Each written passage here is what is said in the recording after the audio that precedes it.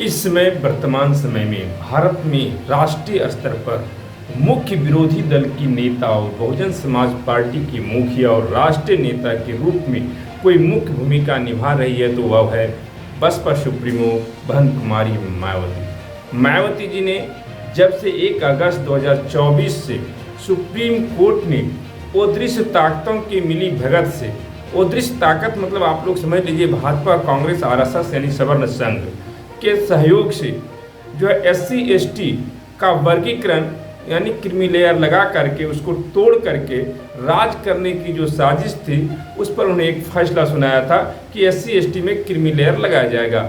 लेकिन उसका भरपूर विरोध अगर किसी ने किया तो बसपा सुप्रीमो बहन कुमारी मायावती जी ने, और प्रेस कॉन्फ्रेंस करके भी जो है सुप्रीम कोर्ट, केंद्र की सरकार और विपक्ष को आड़े हाथों लिया।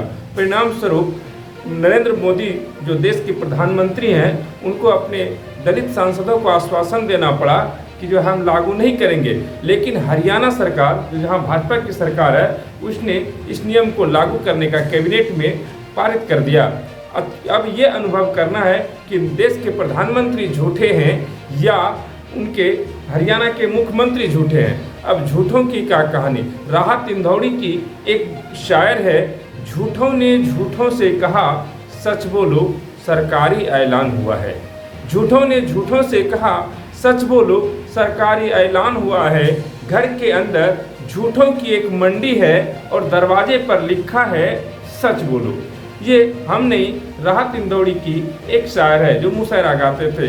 अब बात कर रहे हैं कि आज के समय में, वर्तमान समय में केंद्र सरकार पूरी तरह से बैकफुट पर है और राष्ट्रीय नेता बहन कुमारी मायावती से इतना डर गया है कि वर्तमान समय में लेटरल एंट्री सिस्टम के माध्यम से जो 45 संयुक्त सचिव और उप सचिव की बहालियां ले रहे थे उस फैसला को उन्होंने वापस लिया।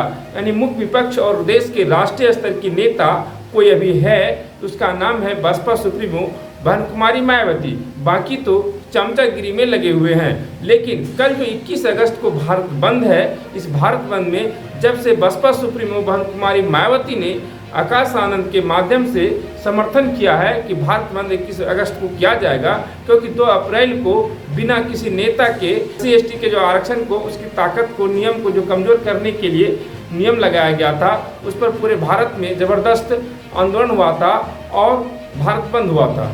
अब इतनी बड़ी ताकत को देखते हुए बसपा सुप्रीमो बहन कुमारी मायावती ने और जोर ताकत लगा दिया।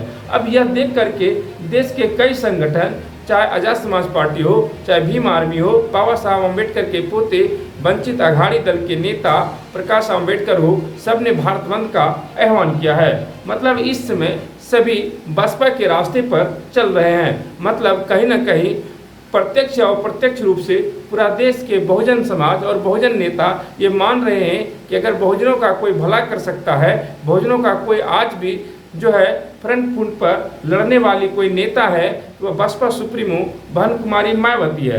क्योंकि आज ही देख लीजिए उनके जो है ट्वीट कर देने से सिर्फ और सिर्फ वर्तमान समय में लेटरल एंट्री सिस्टम के माध्यम से जो बहालियां करती केंद्र सरकार, वह कहीं ना कहीं उनको वापस लेना पड़ा।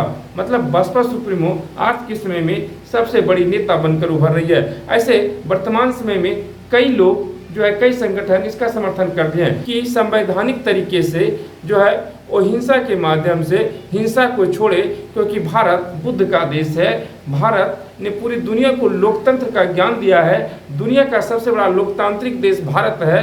इसलिए हिंसा नहीं हो, अहिंसा के माध्यम से अपना अपना ज्ञापन नीचे वीडियो से लेकर के जो है DM तक दे करके भारत सरकार और सुप्रीम कोर्ट को ये जो है आवेदन दे SC/ST में जो आपने क्रीमी लेयर लगाया है इसको वापस लें, वरना हम आपके फैसले को नहीं मानते, आपके फैसले से असहमत हैं कि आप जो है शांतिपूर्ण और संवैधानिक तरीके से इस आंदोलन में हिस्सा लें और भाग लें और बाबा साहब भीमराव अंबेडकर के वंशज होने का परिचय दें। ज्योतिबा फूले, महात्मा बुद्ध, कबीर, जगदेव बाबू, काशीराम, मतलब हमारे जितने भी पुरखे थे, कर्पूरी ठाकुर, उन सब का ने जो कलम पकड़ के हमको रास्ता दिखाया है उस रास्ते पर होने का परिचय दें, क्योंकि हमारी पहचान अहिंसा है।